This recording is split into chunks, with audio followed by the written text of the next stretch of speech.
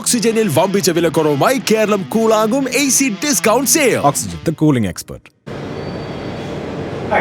അപ്പം പ്രാക്ടീസ് രണ്ടാം ദിവസം, മൊത്തം 3 ദിവസമായി. രണ്ടാം ദിവസം മാളവി എത്തിയിട്ടുണ്ട്. മാളവിയുടെ ഡാൻസൊക്കെ ഇപ്പോൾ നമ്മൾ കണ്ടിട്ടുണ്ടല്ലോ. മാളവി നമസ്കാരം. നമസ്കാരം. എങ്ങനെയുണ്ട്? അടിപൊളിയല്ലേ? അടിപൊളിയായിട്ട് പോകുന്നു. ഞാൻ സത്യം പറഞ്ഞു കഴിഞ്ഞാൽ ലാസ്റ്റ് മിനിറ്റിലാണ് വന്നത്. കാരണം എനിക്ക് ഓൾറെഡി നമ്മളിങ്ങോട്ട് ഇവിടെ നിന്ന് ഇറങ്ങുന്ന ദിവസം എനിക്ക് വേറെ വർക്ക് ഉണ്ടായിരുന്നു. അത് പോസ്റ്റ്പോണ്ട് ആയപ്പോൾ ലാസ്റ്റ് മിനിറ്റിൽ ചേട്ടാ ഞാൻ അവൈലബിൾ ആണ്, വരുന്നുണ്ടെന്ന് പറഞ്ഞിട്ട് ബാബുചേട്ടൻ്റെ അടുത്ത് പറഞ്ഞ് വരികയായിരുന്നു. ബട്ട് എന്താ പറയുക, അതിൻ്റേതായ രീതിയിൽ തന്നെ പോകുന്നു കാര്യങ്ങളൊക്കെ. എല്ലാവരും അടിച്ചു പൊളിച്ച് പ്രാക്ടീസിങ് ആണ്. തീർച്ചയായിട്ടും നമ്മളൊരു ഗംഭീര പരിപാടി കാഴ്ചവെക്കാൻ പോകല്ലേ, അപ്പോൾ അതെന്തായാലും പ്രാക്ടീസ് ഇല്ലാണ്ട് നന്നാവില്ലല്ലോ. ഉറപ്പാണ്. എത്ര ഡാൻസ് ഉണ്ട്? ജസ്റ്റ് ഇവിടെ ഇപ്പോൾ ഒരെണ്ണമുണ്ട്, പ്രസന്ന മാസ്റ്ററുടെയിൽ ഒരെണ്ണം, പിന്നെ ശ്രീജിത്തേട്ടനിലും ഒരെണ്ണം കൂടിയാണെന്ന് വിചാരിക്കുന്നു. കാരണം ഇനി വേണം മുകളിലത്തെ ഫ്ലോറിൽ പോയിട്ട് ചെക്ക് ചെയ്യാൻ എന്താണ് പ്രിപ്പയർ ചെയ്ത് വെച്ചിട്ടുള്ളത് എനിക്ക് അറിയില്ല. മമ്മൂക്കയുടെ ട്രിബ്യൂട്ടിലേക്കുള്ള പാട്ടാണെന്ന് മാത്രം അറിയാം. അത് ഗംഭീരമാവുമല്ലോ. ഗംഭീരാക്കണ്ടേ? മാഷിനെ വിളിക്കണ്ടേ? മാസ്റ്റർ അപ്പൊ ഞാൻ എന്താണ് പറയുന്നതെന്നായിട്ട് എന്താ പറയുന്നത്?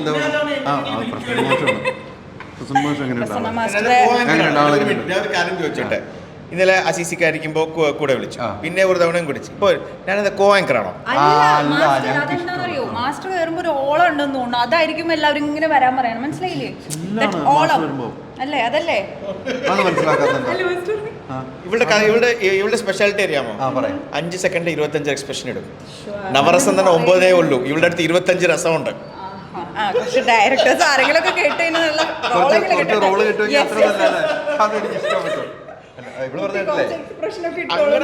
പടപടന്ന് മാറും.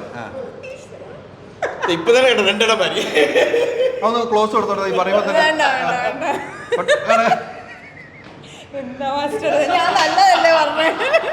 മാസ്റ്ററെ കുറിച്ച് അല്ല കറക്റ്റ് പറഞ്ഞാണ്. അത് ഇപ്പൊ ഒരു ഗുണമല്ല. കുറെ ഡയറക്ടർമാരെ നല്ല രീതിയിൽ എടുക്കണം എല്ലാം, അത്രേ ഉള്ളൂ. നല്ല രീതിയിൽ എടുക്കണം. പക്ഷെ ഒരു കാര്യം ചോദിക്കട്ടെ, ഇപ്പൊ ഇവിടെ പ്രാക്ടീസ് നടക്കല്ലോ.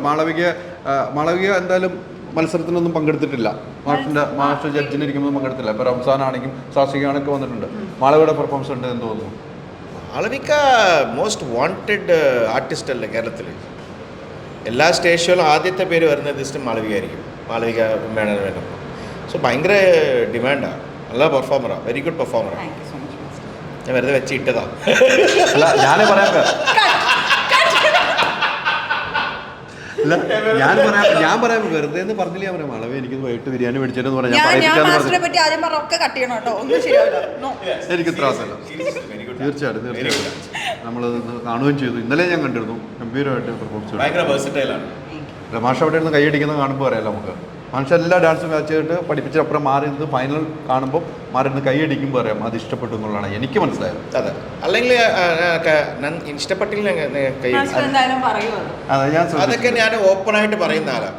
ഇവൾ ഓൾറെഡി ഇവിടെ ഒരു തവണ കണ്ടിട്ട് ഒരു ഷോയില് ഇങ്ങനെ ശരിയായിട്ട് വന്നില്ല പറഞ്ഞ് ഞാൻ ഒച്ചയും വെച്ചിട്ടുണ്ട്. അതല്ലേ അമ്മ മഴവില് നീ അമ്മ മഴ നമ്മുടെ ടീമിലുണ്ടായിരുന്നു, വേറെ ടീമില്.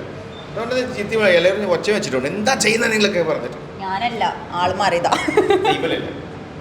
അതൊക്കെയാണ് മാസ്റ്റർ കൃത്യമായിട്ട് കാര്യങ്ങൾ പറയും. അല്ല, നമ്മൾ അങ്ങോട്ടും ഇങ്ങോട്ടും ഉള്ള ഒരു കോർഡിനേഷൻ ആണല്ലോ എന്തായാലും. ഇപ്പോൾ മാസ്റ്റർ നമുക്ക് ഏത് മാസ്റ്റർ ആയാലും നമുക്ക് ആ ഒരു സീക്കിങ് നമുക്ക് തരുമ്പോൾ ആ ഒരു നമ്മൾ അത് ലേൺ ചെയ്യാണ് അവരിൽ നിന്ന്. അവരെന്താണോ പഠിപ്പിക്കുന്നതെന്ന് വെച്ചാൽ അത് നമ്മൾ ഭംഗിയാക്കി കാണിച്ചു കൊടുക്കുക എന്നുള്ളതാണല്ലോ നമ്മളുടെ ഒരു എബിലിറ്റി, അല്ലെങ്കിൽ നമ്മളുടെ കടമ എന്ന് പറയുന്നത്. തീർച്ചയായിട്ടും മാളവി ഡാൻസും കാര്യങ്ങളും കൊണ്ട് ഇഷ്ടംപോലെ ഇനാഗ്രേഷൻ ഉണ്ട്.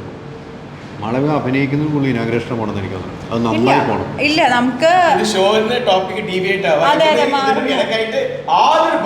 അല്ല ഞാൻ ഇനാഗ്രേഷൻ ഗംഭീരമായിട്ട് പോകുന്നുണ്ടോ?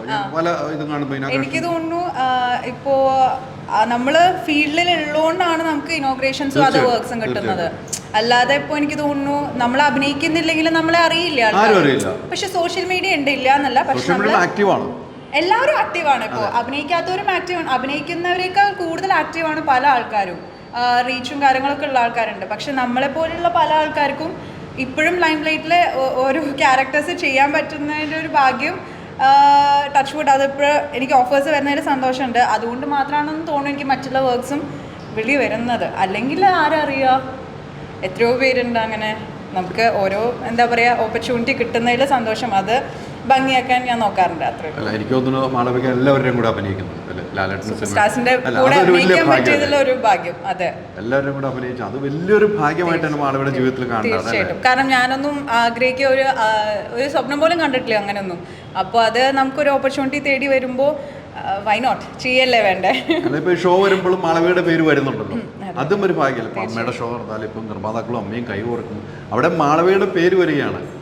നല്ലൊരു പെർഫോമൻസ് ആയതുകൊണ്ട് മാത്രമായതുകൊണ്ടാണ് ഈ പേര് വരുന്നത്, അല്ലേ? പേര് വരില്ല അല്ല. അപ്പം നമുക്ക് 7-ാം തീയതി ഖത്തറിൽ മാർച്ച് 7-ാം തീയതി ഖത്തറിൽ കാണും. അടിച്ച് പൊളിക്കും. അപ്പോൾ ഓക്കെ, താങ്ക് യു. ആശം കൂടെ റെഡി. അപ്പം നമസ്കാരം. ഇങ്ങനെ ഓരോ ദിവസം കഴിയുന്നതോറും പ്രാക്ടീസ് ഗംഭീരമായിക്കൊണ്ടിരിക്കുകയാണ്. ഇപ്പോൾ മാളവികയാണ് എൻ്റെ അടുത്ത്. മാളവിക നമസ്കാരം. പ്രാക്ടീസ് ഒക്കെ അടിപൊളിയാവുന്നുണ്ട് കേട്ടോ. ആണോ? ഞാൻ ലാസ്റ്റ് മിനിറ്റിൽ വന്നത് ആക്ച്വലി. സത്യം പറയുകയാണെങ്കിലേ ഞാൻ